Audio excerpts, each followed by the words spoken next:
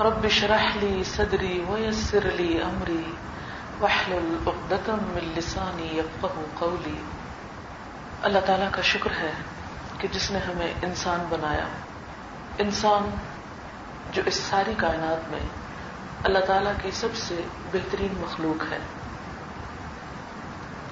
جس کے بارے میں اللہ تعالیٰ قرآن پاک میں فرماتے ہیں کہ اس میں میں نے اپنی روح سے پھونکا، پھر اسے فرشتوں سے سجدہ کروایا۔ ہم سب کے خیال میں فرشتے ایک بہت ہی نیک اور بہت ہی اعلیٰ ترین مخلوق ہیں۔ وہ اپنی ساری پاک دامنی اور نیکی اور نورانی صفات کے باوجود انسان کے آگے جھکائے گئے۔ یہ اس بات کی دلیل ہے کہ اللہ تعالیٰ نے انسان کو ساری مخلوق پر فضیلت عطا کی ہے۔ پھر اللہ تعالیٰ کا ہم پر ایک بہت بڑا احسان ہے، وہ یہ کہ ہمیں مسلمان پیدا کیا۔ ہم نے آنکھ کھولتے ہی، ہوش سنبھالتے ہی اپنے خالق کو جان لیا اور اب تک اس کو پہچاننے کی کوشش میں لگے ہوئے ہیں۔ حقیقت یہ ہے کہ یہ انسان کی ایک بالکل فطری اور بنیادی ضرورت ہے کہ وہ اس بات کو جانے، سمجھے، پہچانے کہ وہ اس دنیا میں کیوں آیا ہے اور یہاں رہ کر اسے کیا کرنا ہے، اور پھر یہاں وقت مکمل کرنے کے بعد اس کی واپسی کس طرف ہے، اسے کہاں جانا ہے۔ کیونکہ ہر وہ چیز جس کی ابتدا ہوتی ہے، جس کا آغاز ہوتا ہے، اس کا کوئی نہ کوئی انجام یا انتہا یا آخر بھی ضرور ہوتا ہے۔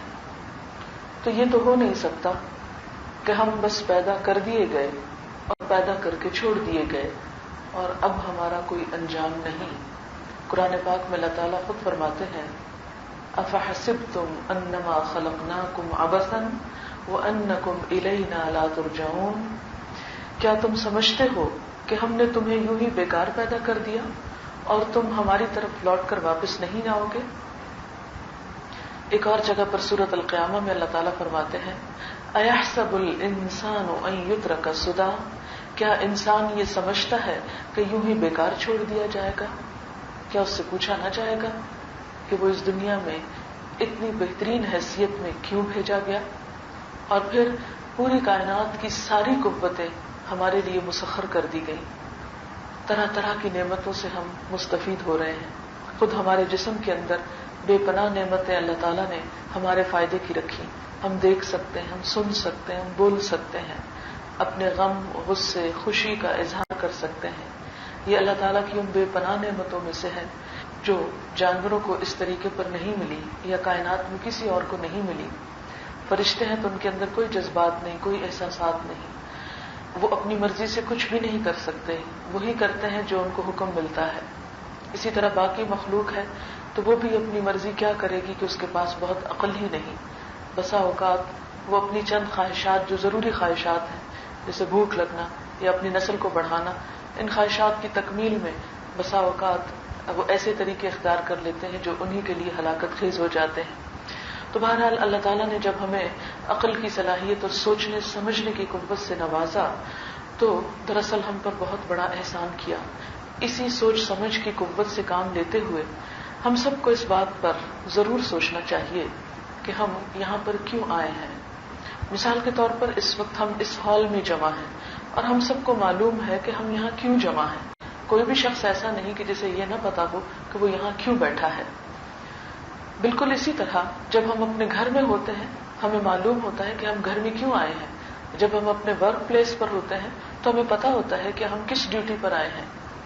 تو ہمیشہ انسان گھر میں ہو، بازار میں ہو، کلینک میں ہو، کسی بھی جگہ پر ہو، اس کی عقل اس سے اس بات کا تقاضا کرتی ہے کہ تم کسی جگہ پر کیوں جا رہے ہو۔ تو یہ کیسے ہو سکتا ہے کہ اس دنیا میں ہم ایک چند گھنٹے نہیں، چند دن نہیں، کئی کئی سال گزار کے چلے جائیں اور یہ سوچے بغیر کہ ہم یہاں پر کیوں آئے۔ مثلاً اگر کوئی شخص کسی ٹرین میں بیٹھا ہوا ہے یا کسی پلین پر بیٹھا ہوا ہے اور اس کے ساتھ والا مسافر اس سے پوچھے کہ آپ کہاں سے آ رہے ہیں، وہ کہے کہ مجھے تو معلوم نہیں، آپ کہاں جا رہے ہیں مجھے یہ بھی نہیں پتا، تو آپ کو ضرور شک ہونے لگے گا کہ اس کی عقل میں کچھ خلل ہے، کہ یہ سفر تو کر رہا ہے مگر اس کو اپنا آغاز اور اپنا انجام معلوم نہیں. تو بالکل ہم سب بھی ہر روز زندگی کا سفر گزارتے چلے جا رہے ہیں. ہم سب اس کرۂ ارض کے اوپر ایک مسافر کی حیثیت سے ہیں، اور ہمیں اگر یہ معلوم نہ ہو کہاں سے آئے، کہاں جانا ہے، اور یہاں کیا کچھ کر کے جانا ہے، اور واپسی پہ اپنے ساتھ کیا کچھ رکھنا ہے، تو پھر ہماری بھی عقل پر شبہ ہو سکتا ہے. لہذا کوئی شخص جو سمجھدار ہو، عقل مند ہو، یہ ہو نہیں سکتا کہ پھر وہ یہ سوچے نہ کہ اسے دنیا میں کیا کچھ کرنا ہے. عموماً ہم یہ سمجھتے ہیں کہ دنیا میں بس وہی کچھ کرنا ہے جو ہم کر رہے ہیں. ہم بڑے ہوتے ہیں، ہوش سنبھالتے ہیں تو والدین ہمیں اسکولوں میں داخل کروا دیتے ہیں، وہاں سے ہم پڑھتے چلے جاتے ہیں، ایک کے بعد ایک مرحلہ عبور کرتے کرتے ایک آخری وقت آتا ہے کہ جب ہم ایک پروفیشنل ڈگری یا کوئی بھی اپنی تعلیمی زندگی کے اختتام پر ایک اچھی ڈگری لے لیتے ہیں. پھر ہمارے نزدیک اگلا مقصد یہ ہوتا ہے کہ ہماری شادی ہو جائے، پھر شادی ہو جاتی ہے، پھر جاب کا مسئلہ ہوتا ہے، جاب مل جاتی ہے، پھر یہ ہوتا ہے کہ بچے ہوں، گھر خوشحال ہو، اپنا گھر ہو، پھر وہ مقاصد ہم پورے کر لیتے ہیں، اسی کے لیے بھاگ دوڑ کرتے رہتے ہیں. پھر ایک وقت آتا ہے کہ دل چاہتا ہے کہ اب بچے بڑے ہو جائیں تو ان کی شادی ہو جائے، ان کی ذمہ داریوں کو نبھا سکے. کیا واقعی زندگی صرف اسی چیز کا نام ہے کہ ایک انسان پیدا ہو اور ساری زندگی بس جانوروں کی طرح محنت کرتا چلا جائے اور صرف اس کی زندگی کے یہ چند ایک مقاصد ہوں کہ اس نے کیا کھانا ہے، کیا پہننا ہے، اس کا گھر کیسا ہو، اس کی جاب کیسی ہو، اور وہ سب کو پیچھے چھوڑ کر دنیا میں آگے کیسے نکل سکے؟ کیا واقعی زندگی کا مقصد صرف یہی ہے؟ کیا جس نے ہمیں یہ سب کچھ دیا ہے اس کا ہم پر کوئی بھی حق نہیں. زندگی کا مقصد صرف یہی نہیں. اب دیکھیں کہ دنیا کے بڑے بڑے انسان اور بڑے بڑے سائنسدان جنہیں اللہ نے دنیا کے علم سے نوازا، وہ سب اس بات کی کوشش میں ہیں کہ ایک طرف اس کائنات کا نقطۂ آغاز معلوم کیا جائے اور دوسری طرف یہ کہ یہ کائنات کا اختتام ہونے کے بعد کیا ہونے والا ہے.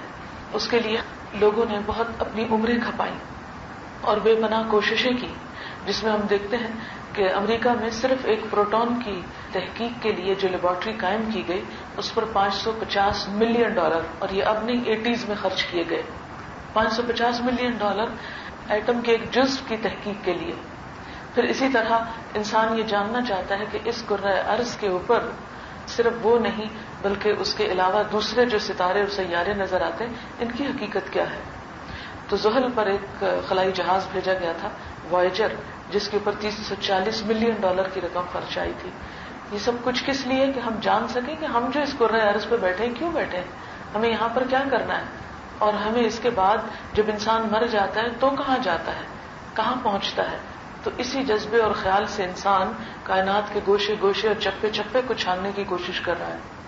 لیکن وہ اس میں کس حد تک کامیاب ہے وہ آپ سب دیکھ رہے ہیں کہ سائنس ہمیں یہ تو بتاتی ہے کہ یہ سب چیزیں ہیں کیا، لیکن سائنس ہمیں یہ نہیں بتاتی کہ یہ سب چیزیں ہیں کیوں ہیں، ہم خود کیوں ہیں.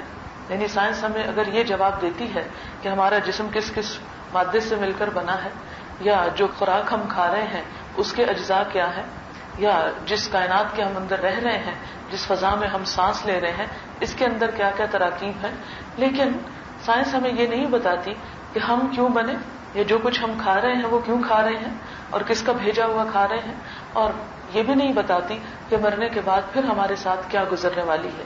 ان حقیقتوں کے لیے اللہ تعالیٰ نے اپنے خاص بندے چنے، جیسے کہ سورۃ الحج میں آتا ہے کہ اللہ یصطفی من الملائکۃ رسلا ومن الناس، اللہ تعالیٰ چن لیتا ہے فرشتوں میں سے بھی اور انسانوں میں سے بھی کچھ لوگوں کو. کس لیے؟ کہ وہ لوگوں کی رہنمائی کا کام کریں، ہدایت دیں، ان کو بتائیں کہ وہ کہاں سے آئے ہیں اور ان کو کہاں جانا ہے. اس کے لیے اللہ تعالیٰ نے ہر دور میں پیغمبر بھیجے اور دنیا میں 1,24,000 پیغمبروں کی آمد کا ذکر ملتا ہے. قرآن پاک میں آتا ہے وَإِن مِّن قَرْيَةٍ إِلَّا خَلَا فِيهَا نَذِيرٌ، کوئی بستی ایسی نہیں کہ جس میں کوئی نہ کوئی ڈرانے والا نہ آیا ہو. اور پھر ان سب کے آخر میں نبی اکرم صلی اللہ علیہ وسلم دنیا میں تشریف لائے، اور جیسا کہ ہم جانتے ہیں کہ اللہ تعالیٰ نے ان کو بھی اس فضا کی سیر کروائی تھی، ان کو بھی آسمانوں پر لے جایا گیا تھا. اور آپ سب اس کو معراج کے نام سے جانتے ہیں کہ جس کے لیے کسی خلائی جہاز کی ضرورت نہ پڑی اور جس کے لیے کسی ناسا میں 20 برس کام کرنے کی ضرورت نہ پڑی.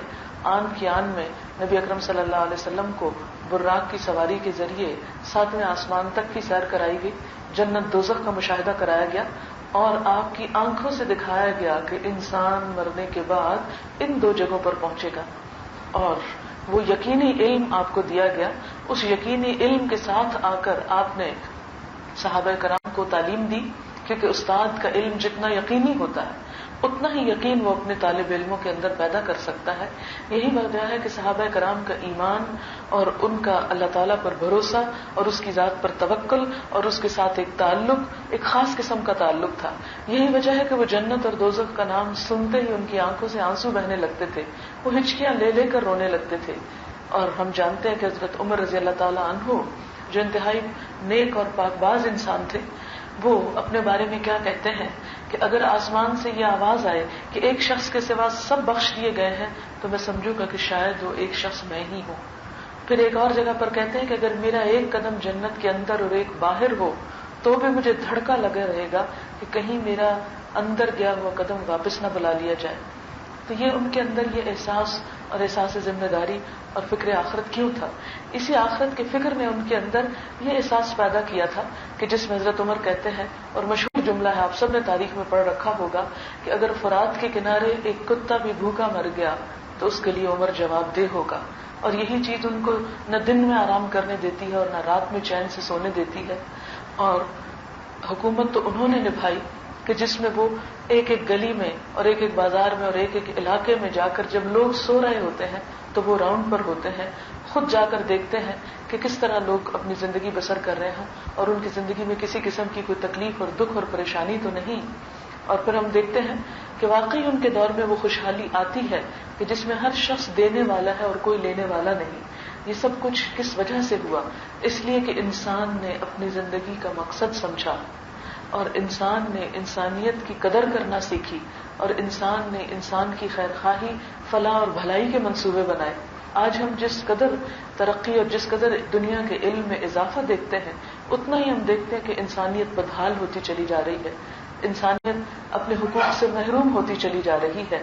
لہذا جہاں مادی علم اس قدر بے پناہ طریقے سے بڑھ رہا ہے، ایک مشہور سائنسدان، اس کا نام میرے ذہن میں نہیں اس وقت، ناسا میں وہ کام کرتا تھا، سب کچھ چھوڑ چھاڑ کر ایک جنگل میں جا کے رہنے لگ گیا. تو جرنلسٹ کی ایک ٹیم اس کے پاس گئی اور اس کا پیچھا کیا اور پوچھا کہ تم سب کچھ چھوڑ کر یہاں پر کیسے پہنچ گئے ہو؟ تو اس نے کہا کہ میں یہ سمجھتا ہوں کہ جب ہمیں ایک سوال کا جواب مل جاتا ہے، سائنس جب ہمیں ایک سوال کا جواب دیتی ہے تو ہمارے علم میں اضافہ ہونے کی بجائے اس کے بعد اتنے سوال اٹھ کھڑے ہوتے ہیں کہ یوں لگتا ہے ہمارے جہالت میں اضافہ ہو رہا ہے. اور جو میں آگے بڑھتا گیا ہوں مجھے علم کی بجائے جہالت سے پالا پڑا ہے اور میں اپنے آپ کو بے بس محسوس کرتے ہوئے اسی گوشہ عافیت میں پناہ لینے پر مجبور ہو گیا ہوں کہ یہ میرے بس کی بات نہیں کہ میں اس کائنات کے رازوں کو پا سکوں، اس کے ابتدا اور انجام کے بارے میں کوئی صحیح بات کر سکوں. جب میں اپنے آپ کو اس اہل نہیں پاتا تو میرے لیے بہتر یہ ہے کہ میں اس سب کو چھوڑ کر ایک طرف ہو جاؤں. بہرحال یہ اس سائنسدان کی اپنی ایک سوچ ہے. دوسری طرف ہم دیکھتے ہیں کہ کارل مارکس کا نام آپ سب نے سن رکھا ہوگا. 8 زبانیں جانتا تھا وہ اور بلا درجے کا ذہین انسان تھا. اس کے ذہن کو انسائکلوپیڈیائی ذہن کہا جاتا تھا کہ اس نے بڑی بڑی لائبریریاں اپنے ذہن میں محفوظ کر لی تھی. اس نے اپنی زندگی کے آخری 35 سال اس طرح گزارے تھے کہ ہر روز سب سے پہلے صبح برٹش میوزیم میں وہ داخل ہوتا اور سب سے آخر میں رات کو وہ نکلتا. 35 سال اس نے ایک کرسی پر، ایک جگہ پر، ایک گوشے میں بیٹھ کر سارا دن پڑھتے ہوئے گزارے تاکہ وہ اس بات کو، اس راز کو جان سکے کہ انسانیت کی خوشحالی کا انحصار کس چیز پر ہے. اور اس کے بعد ایک دن اپنے اسی مطالعے کی کرسی پہ بیٹھا بیٹھا وہ انتقال کر گیا. اور ان 35 سالوں میں جو کچھ اس نے پڑھا تھا اس کے نتیجے کے طور پر وہ صرف ایک والیوم لکھ سکا جس کا نام سرمایہ ہے. سرمایہ دارانہ نظام کے اوپر اس میں زیادہ سے زیادہ تنقید اور تحقیق کی گئی، لیکن کسی بھی نظام کی صرف خرابیاں، کیونکہ اس نے سرمایہ دارانہ نظام کے پیرالل سوشلزم اور کمیونزم کا وہ نظریہ دے رہا تھا دنیا کو، لیکن وہ صرف اتنا ہی کر سکا کہ لوگوں کو یہ بتا سکے کہ سرمایہ دارانہ نظام میں کیا خرابیاں ہیں. اور کسی بھی نظام پر صرف تنقید اور تبصرہ کرنے سے تو بات نہیں بنتی، اس سے تو انسانیت کو اپنے مسائل کا حل نہیں ملتا. لہٰذا ہم دیکھتے ہیں کہ خاص سائنٹسٹ ہوں یا دوسری طرف سوشل سائنسز کے ماہرین ہوں، وہ انسانیت کے دکھ درد، انسانیت کے مسائل اور انسانیت کی پریشانیوں کو حل کرنے کا کوئی بھی طریقہ نہیں پاتے. وہ اپنے آپ کو اس میدان میں بالکل ہیلپ لیس پاتے ہیں. تو اس میں ہم دیکھتے ہیں کہ پھر ہمارے پاس کیا راستہ رہ جاتا ہے, ہمیں کس طرف دیکھنا چاہیے کہ ہم اپنی اس زندگی کو بھی پرسکون بنا سکیں اور اس کے اختتام پر جو دوسری زندگی ہماری شروع ہونے والی ہے اس میں بھی ہم خوشیاں سمیٹ سکیں. تو جیسا کہ ہم سب کا اس بات پر الحمدللہ ایمان ہے کہ ہمارا خالق ہمارا رب ہے, اور جو جس چیز کو بناتا ہے وہ اس کے بارے میں زیادہ بہتر طور پر جانتا ہے. آپ دیکھیں کہ ہم مثلاً انسانی جسم ہے, انسانی جسم ہم نے بنایا نہیں, لیکن ہم صرف اس کو دیکھ رہے ہیں, جان رہے ہیں, پڑھ رہے ہیں, سمجھ رہے ہیں, اور اس کے لیے بھی سال ہر سال کی محنت درکار ہوتی ہے. ایک سیل کے بارے میں ابھی تحقیقات مکمل طور پر سامنے نہیں آئی اور روز افزوں اس پر کام ہوتا چلا جا رہا ہے. تو انسان حقیقی معنوں میں بے بس ہے اور اس بارے میں حقیقی معنوں میں لا علم ہے کہ وہ دنیا کی حقیقت کو سمجھ کر اس کے مسائل کا حل پیش کر سکے. جیسا کہ خود قرآن پاک میں اللہ تعالیٰ فرماتے ہیں, آیت الکرسی میں آپ ہر روز پڑھتے ہیں, وَلَا يُحِيطُونَ بِشَيْءٍ مِّنْ عِلْمِهِ إِلَّا بِمَا شَاءَ, کہ وہ اللہ تعالیٰ کے علم کا احاطہ ہی نہیں کر سکتے مگر اتنا ہی جتنا وہ خود چاہے. اور اللہ تعالیٰ کے علم میں سے انسان کو کتنا ملا؟ کہا جاتا ہے کہ حضرت موسیٰ علیہ السلام جب خضر علیہ السلام کے پاس گئے کچھ سیکھنے کے لیے, تو خضر علیہ السلام ان کو کشتی میں لے کر سوار ہوئے. ابھی دونوں بیٹھے ہی تھے کہ اتنے میں ایک سمندری پرندہ آیا اور کشتی پر بیٹھ کر اس نے پانی کے اندر چونچ ڈال کر پانی کا قطرہ منہ میں ڈالا.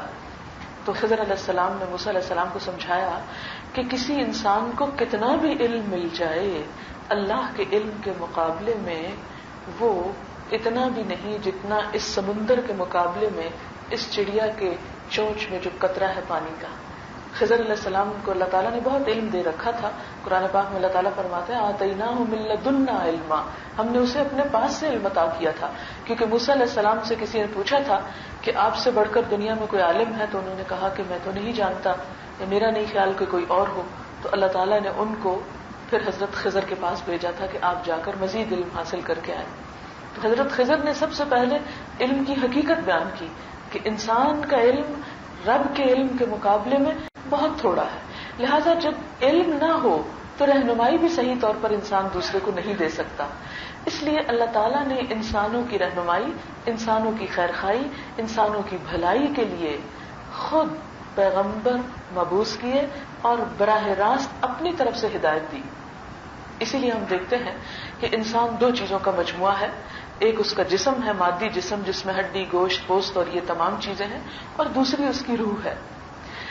جسم جو ہے وہ کس چیز سے بنتا ہے؟ مختلف غذاؤں سے اس کی تکمیل ہوتی ہے, اس کی نشو و نما ہوتی ہے اور یہ کام کرتا ہے. لیکن اس کے ساتھ اس کا دوسرا حصہ جسے روح کہا جاتا ہے وہ بھی, اور جس کی بنیاد پر انسان کی زندگی قائم ہے, کیونکہ خالی جسم تو سروائیو کر ہی نہیں سکتا جب تک اس کے اندر روح نہیں ہوتی. اور روح جو ہے وہ غیر مادی چیز ہے, اممیٹیریل ہے. تو جو غیر مادی چیز ہے اس کی غذا مادی چیزوں میں نہیں ہوتی. مثلا ایک ایبسٹریکٹ چیز ہے تو اس کو نہ آپ کوئی مادی چیز کھلا سکتے ہیں, نہ پلا سکتے ہیں, نہ دے کر خوش کر سکتے ہیں. ہم میں سے بہت سے لوگوں نے خوشیاں خریدنے کے لیے دولت کو اپنا مرکز زندگی بنا رکھا ہے. بہت سے لوگ یہ سمجھتے ہیں کہ خوشیاں بڑے بڑے گھروں سے حاصل ہوتی ہیں, یا بڑے عہدے سے حاصل ہوتی ہیں, یا بڑی بڑی چیزوں سے. لیکن انسانیت اس بات پر گواہ ہے کہ یہ تمام چیزیں خوشیاں دینے کا سبب نہیں. بہت سے بڑے گھروں میں بسنے والے اندر سے بے انتہا بے سکون ہوتے ہیں. بہت بڑی بڑی ڈگریاں رکھنے والے بھی انتہا درجے کے پریشان پائے گئے ہیں. پھر کیا وجہ ہے؟ وہ کون سی چیز ہے کہ جو انسان کو پرسکون کر دیتی ہے؟ وہ اصل میں ہماری سوچ کا فرق ہے. ہم نے یہ سوچا کہ جیسے کھانا کھا کر ہماری بھوک مٹ جاتی ہے اور اچھا کھانا کھا کر اچھا ٹیسٹ آتا ہے تو شاید ہم اس سے خوش ہو جاتے ہیں, جو ایک وقتی طور پر ہمارے جسم کی تسکین کا سبب ہوتا ہے. اسی طرح مادی چیز, جیسے ہر چمکتی چیز لے کر انسان یہ سمجھتا ہے کہ شاید اس کی زندگی میں روشنی آ جائے, تو جتنے ہم چاہیں بلب جلا لیں, لیکن اس سے حقیقی روشنی نہیں آتی جب تک کہ دلوں کے اندر روشنی نہ ہو, دلوں کے اندر خوشی نہ ہو. اور چونکہ روح غیر مادی چیز ہے اس لیے اس کی خوشی مادی چیزوں میں ہو سکتی ہی نہیں. روح کی خوشی کس چیز کے اندر ہے؟ روح کے بارے میں قرآن پاک میں سوال کیا گیا, یسألونک عن الروح, یہ لوگ آپ سے روح کے بارے میں پوچھتے ہیں. قل الروح من امر ربی, آپ کہہ دیجئے کہ روح میرے رب کا امر ہے. روح رب کے حکم سے آتی ہے. پھر ہم دیکھتے ہیں کہ قرآن پاک کے اندر ہی روح کو مختلف معنوں میں استعمال کیا گیا. مثلا روح کو وحی کے معنوں میں بھی استعمال کیا گیا, روح کو انسانی روح کے لیے بھی استعمال کیا گیا. تو یوں محسوس ہوتا ہے کہ جیسے انسان کی روح کی غذا وحی الہی ہے, جسے دوسرے لفظوں میں روح کہا گیا ہے. جبریل امین کو بھی روح القدس کہا گیا کہ وہ وحی لانے والے تھے. تو انسان کی روح کی جو تسکین ہے یا اس کی جو خوشی ہے یا اس کا جو اطمینان ہے, وہ دراصل اللہ کی اس کتاب, اللہ کے ذکر ہی سے ہوتا ہے, جس کا خود قرآن نے اظہار کیا, الا بذکر اللہ تطمئن القلوب, سنو اللہ کے ذکر ہی سے دلوں کو اطمینان نصیب ہوتا ہے. اور یہی اللہ کا ذکر, اللہ کی کتاب, یہی اس کا دوسرا نام روح ہے. تو روح کی خوشی روح میں ہے, روح کی غذا روح میں ہے, یعنی وحی میں ہے. تو جب تک ہم اللہ کے اس کلام سے, قرآن پاک سے ایک تعلق قائم نہ کریں, اس کے ساتھ اپنا تعلق استوار نہ کریں, ایک رابطہ نہ رکھیں, اس وقت تک روح جو ہے وہ تڑپتی رہتی ہے, پیاسی رہتی ہے, بے سکون رہتی ہے. اور اس کو حقیقی خوشی اسی چیز سے حاصل ہوتی ہے کہ انسان کی روح رب کے ساتھ جڑ جائے یا رب کا اس کو قرب حاصل ہو. آپ کو یہ بات معلوم ہوگی کہ اسکینڈینیوین کنٹریز میں پوری دنیا کے مقابلے میں انسانوں کو مادی سہولیات زیادہ حاصل ہیں. کھانے پینے کے لیے بے شمار نعمتیں ہیں, پولوشن بھی بظاہر کم نظر آتی کہ بہت بے شمار گرینری ہے وہاں پر. پھر اسی طرح سیکس کے معاملے میں کوئی لمیٹیشن نہیں, جو چاہیں آپ کریں. اسی طرح مادی ضروریات میں حکومت کا فرض ہے کہ اگر آپ کے 2 بچے ہیں تو 2 کمروں کا گھر آپ کو مہیا کرے, 4 بچے ہیں تو 4 کمروں کا گھر. اور صرف بنیادی ضروریات زندگی نہیں, سامان تعیش بھی حکومت کی طرف سے فراہم ہوتا ہے. اس کے باوجود آپ کے لیے یہ بات حیران کن ہوگی کہ دنیا میں سب سے زیادہ سوئسائڈ ریٹ, خودکشی کا ریٹ انہی ممالک میں زیادہ ہے, سب سے زیادہ. اور تمام چیزیں ہونے کے باوجود ایک عجیب سی وحشت اور ایک بے سکونی کا سا سما نظر آتا ہے. تو کیا وجہ ہے کہ جب انسان کو اس کی خوشی کا ہر سامان مل جائے تو وہ اپنے آپ ہی کو قتل کر ڈالے؟ یہ تو بڑی عجیب سی بات لگتی ہے. ہاں, یہ حقیقت ہے کہ جب تک انسان کو وہ چیز مہیا نہیں ہوتی, وہ چیز میسر نہیں آتی جو انسان کی ضرورت ہے, اس وقت تک اس کا علاج نہیں ہو سکتا. آپ سب جانتے ہیں کہ جب تک کسی مریض کو صحیح دوا نہ دی جائے, صحیح ڈوز میں نہ دی جائے, صحیح وقت پر نہ دی جائے, تو اس کا علاج ہو نہیں سکتا, اس کی بیماری دور ہو نہیں سکتی. بالکل اسی طرح صرف یہ جاننا کافی نہیں کہ ہماری روح کا علاج یا غذا جو ہے وہ قرآن میں ہے. نہیں جی, یہ بالکل ایسے ہی ہے کہ جیسے ایک مریض کو کہہ دیا جائے کہ تمہارا علاج فلاں دوا میں ہے یا فلاں ایکسرسائز میں ہے, اور پھر وہ جاننے کے بعد کہ اچھا شکر ہے مجھے معلوم ہو گیا, اور اس دوا کو استعمال نہ کرے یا اس ایکسرسائز کو کر کے نہ دکھائے, وہ کبھی بھی صحت یاب نہیں ہو سکتا. حقیقت یہ کہ جیسے جسمانی طور پر غذاؤں کی کمی سے مختلف بیماریاں واقع ہو جاتی ہیں انسان کے جسم کے اندر مختلف چیزوں کی ڈیفیشنسی کی وجہ سے, بالکل اسی طرح پراپر روحانی ڈوز کے بغیر ہماری روح کے اندر ڈیفیشنسی جو ہوتی ہے اس کے نتیجے میں کئی قسم کی بیماریاں سامنے آتی ہیں. کبھی ہم اس کو ڈپریشن کا نام دیتے ہیں, کبھی ہم اس کو اینگزائٹی کا نام دیتے ہیں, کبھی ہم اسے کوئی اور نام دیتے ہیں.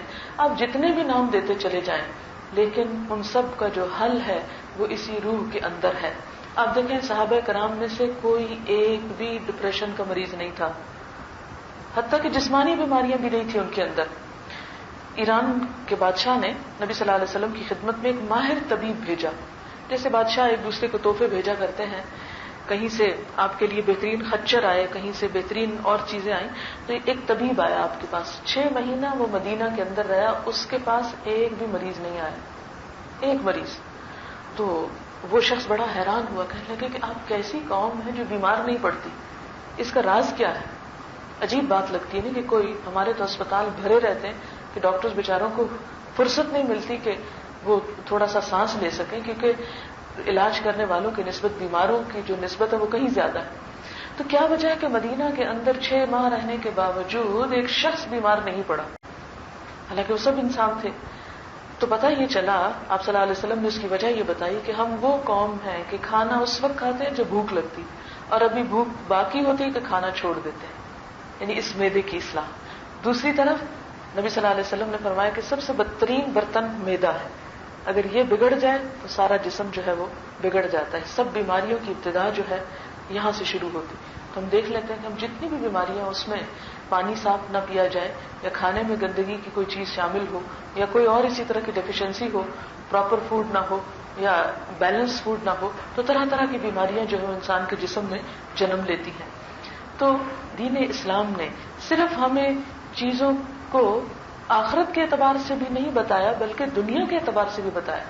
تو اسلام جس دین کا نام ہے اس کا تو معنی ہی امن ہے، سکون ہے، پیس، اطمینان. لیکن یہ کب حاصل ہوتا ہے؟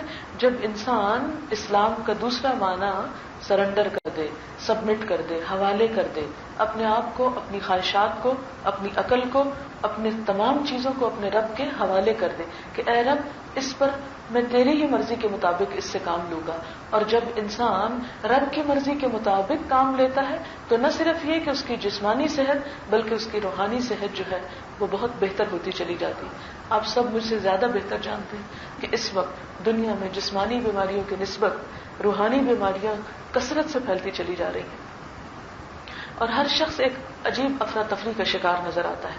نہ قناعت ہے، نہ اطمینان قلب ہے اور نہ آپس میں انسانوں کے درمیان محبت، موافقت اور الفت ہے. ایک سراسر خود غرضی اور افراتفری کا زمانہ ہے. یہ سب کچھ کیوں؟ یہ امت مسلمہ کے خصائص میں سے تو نہیں.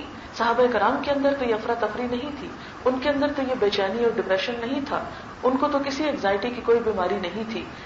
وہ بھی مسلمان تھے اور ہم بھی مسلمان ہیں. پھر آج ہم مسلمان ہیں اور ہماری زندگیاں اس سب کا شکار کیوں ہیں؟ ہم سب کے لیے غور کرنے کی ضرورت ہے.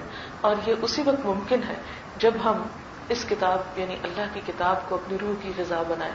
اور پھر صرف یہ سمجھنا کافی نہ ہوگا بلکہ جس طرح کسی بھی ایک مریض کے لیے پراپر ڈوز صحیح پوٹینسی کے ساتھ صحیح وقت پر اور صحیح ریگولرلی وہ اس کو دی جائے تو تب اصلاح ہوتی ہے. بالکل اسی طرح اللہ تعالیٰ نے ایک تو ہمارے لیے بہترین ذریعہ رکھا 5 وقت کی نماز کہ وہ 5 ٹائم ڈوز ہے ہمارے لیے روح کی کہ اس کو پراپر شعور کے ساتھ ادا کیا جائے. جیسا کہ قرآن پاک میں آتا ہے قد افلح المؤمنون الذین هم فی صلاتهم خاشعون، یقیناً فلاح پا گئے وہ مومن جو اپنی نماز میں خشوع و خضوع اختیار کرتے ہیں. یعنی 5 وقت رب کے حضور کھڑے ہو کر عاجزی سے اظہار محبت کرنا اللہ تعالیٰ سے اور اللہ کا ذکر کرنا اور اللہ سے دعائیں مانگنا، کیونکہ نماز کو اگر دیکھا جائے تو دعا ہی دعا ہے. تو 5 وقت جو رب سے مانگ لیتا ہے ہاتھ باندھ کر ادب کے ساتھ احترام کے ساتھ اس کے آگے کھڑا ہوتا ہے اور انسان کی فطرت کے اندر جو پوجا کی خواہش ہے وہ پوجا پاٹ کے مراسم بھی ادا کرتا ہے. تو یہ 5 ٹائم ڈوز جو ہے ایک روحانی وہ انسان کے لیے سکون کا دروازہ کھولتی ہے. پھر اس کے ساتھ ساتھ یہ کتاب اللہ جو ہے اللہ کی کتاب یعنی قرآن پاک یہ انسان کے لیے ایک سکون کا دروازہ کھولتا ہے. اور اس کے لیے ضروری ہے کہ ہم اپنی زندگی کا ایک وقت ضرور مقرر ایسا کریں کہ جس میں کچھ نہ کچھ قرآن پاک کی تعلیم ہم ضرور حاصل کریں. آپ دیکھیں کہ ہم نے دنیا میں بڑی بڑی کتابیں پڑھ ڈالی. آپ میں سے تو ماشاءاللہ کوئی بھی شخص ایسا نہیں ہوگا کہ جس میں کچھ پڑھا لکھا نہ ہو. اور جو میڈیکل کے اسٹوڈنٹس ہیں وہ سب بہتر طور پر جانتے ہیں کہ ایک سال میں کتنی کتابیں اور کتنی بڑی بڑی کتابیں پڑھنا پڑتی ہیں اور بعض کتابوں کا تو والیوم بھی قرآن سے زیادہ ہے. اگر آپ کوئی ایک اناٹمی کی کتاب یا کسی اور کی کتاب رکھ لیں ایک طرف اور دوسری طرف قرآن پاک رکھ لیں تو آپ دیکھیں گے کہ وہ باریک لکھی اتنی بلکی کتابیں ہوتی ہیں اور دوسری طرف قرآن پاک جو ہے وہ اس کے مقابلے میں اپنے سائز میں والیوم میں کم ہے. تو قیامت کے دن اللہ تعالیٰ کے حضور جب ہم حاضر ہوں گے اور اللہ تعالیٰ ہم سے پوچھیں گے کہ میرے بندے تو نے اتنی کتابیں پڑھ ڈالی، ایک میری کتاب پڑھنے کے لیے تیرے پاس وقت نہ تھا، تو کیا واقعی ہم جواب دے سکیں گے؟ شاید وہ لوگ تو دے سکیں کہ جن کو پڑھنا نہیں آتا. شاید وہ تو کہیں کہ یار اب ہم تو ایسے ماحول میں پیدا ہوئے تھے کہ ہم تو پڑھنا لکھنا جانتے ہی نہ تھے. اور پھر آپ دیکھیں کہ ہم ضرور یہ کہہ سکتے ہیں کہ ہم بہت مصروف لوگ ہیں.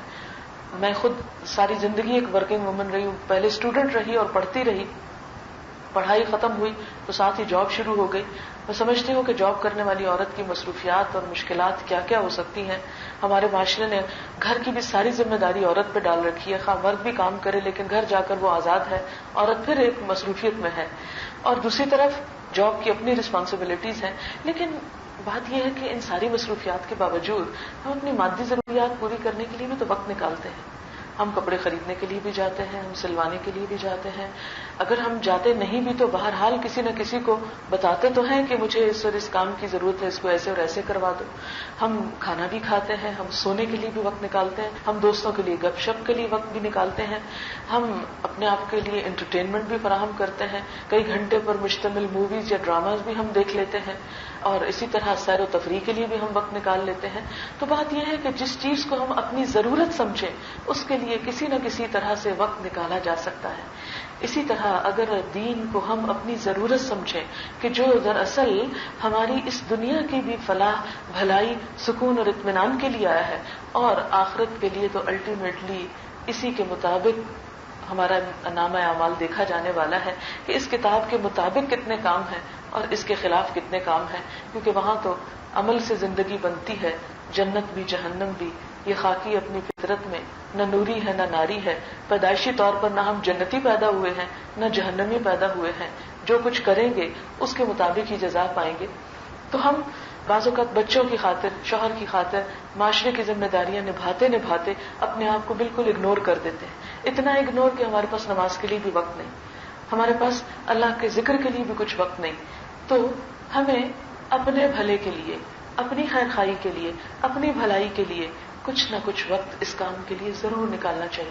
خواہ 10 منٹ کیوں نہ ہو, خواہ 15 منٹ کیوں نہ ہو. اگر صرف 15 منٹس کا یہ ایک ٹائم ایسا مقرر ہو کہ جس میں قرآن کی چند آیتوں کو ہی پڑھ لیا جائے یا سن لیا جائے یا مل بیٹھ کر ان کو ڈسکس کر لیا جائے, تو آپ دیکھیں گے کہ آپ خود روحانی طور پر زیادہ اسٹرانگ اپنے آپ کو محسوس کریں گے.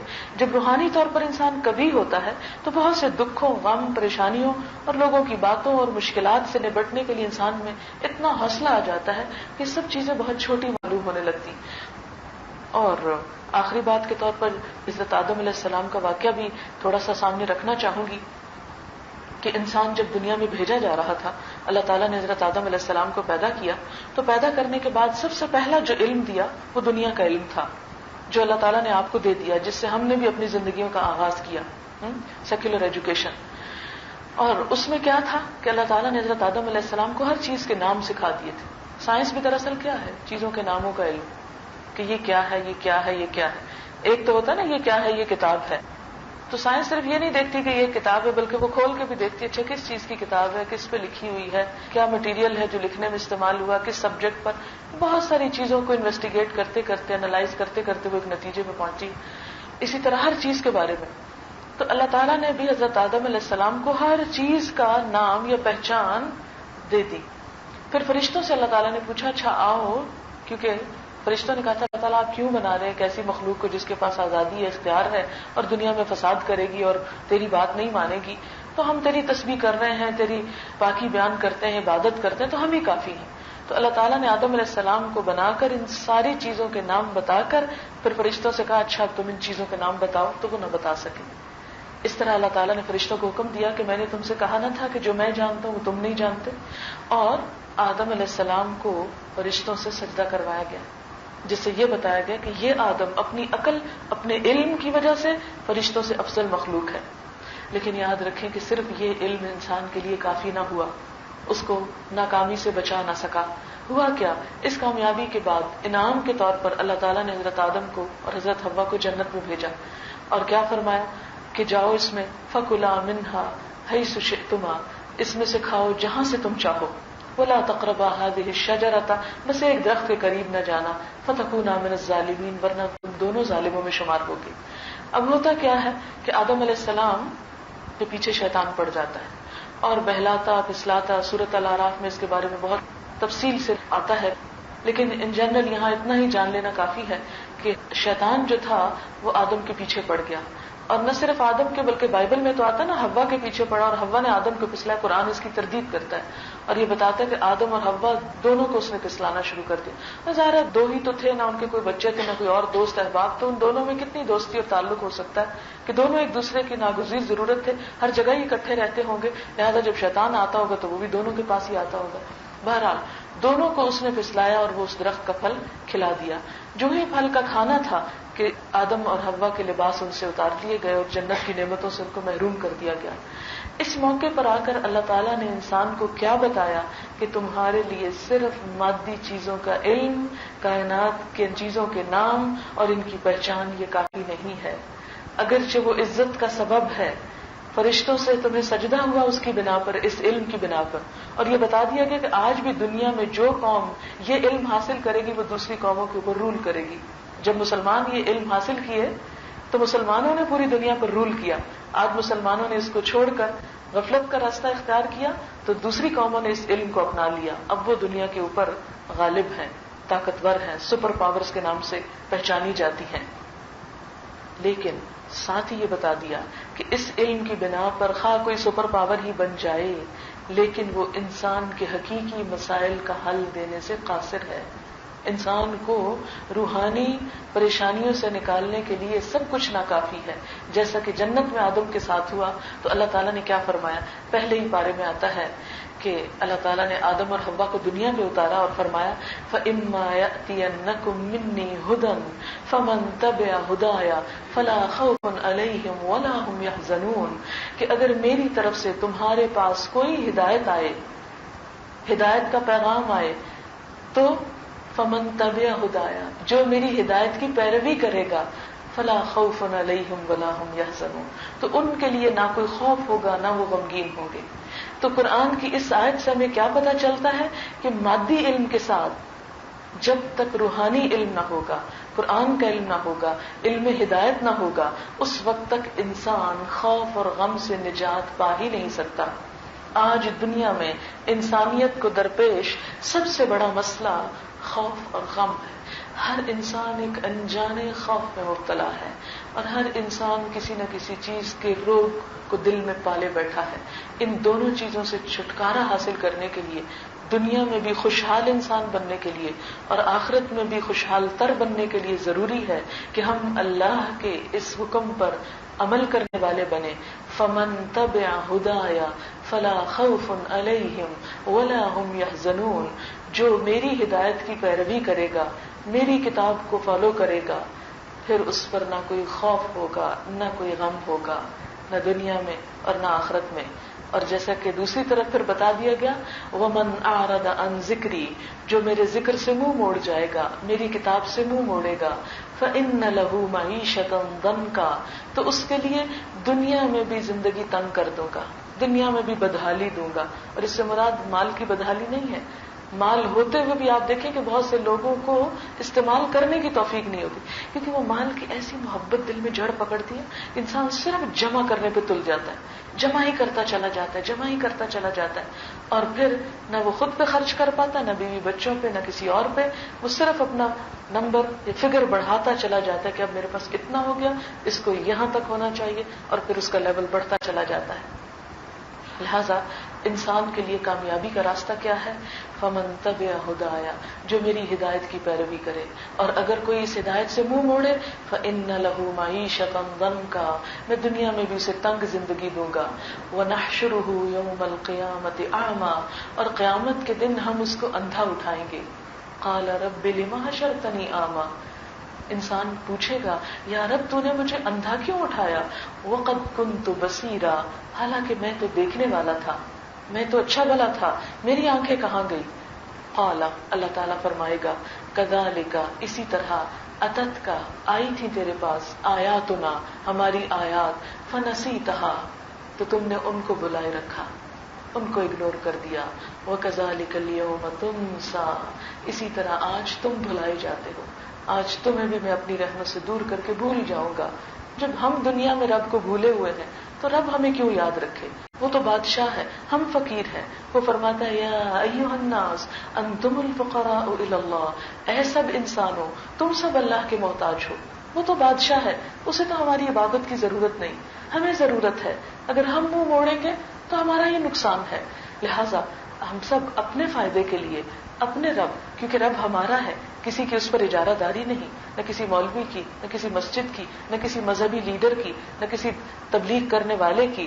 رب ہر بندے کا رب ہے اور ہر بندے کو براہ راست اس کی طرف رجوع کرنے کی ضرورت ہے. اسلام میں کوئی ملائیت نہیں، کوئی پاپائیت نہیں، کچھ نہیں. ہر بندہ کیا ہے؟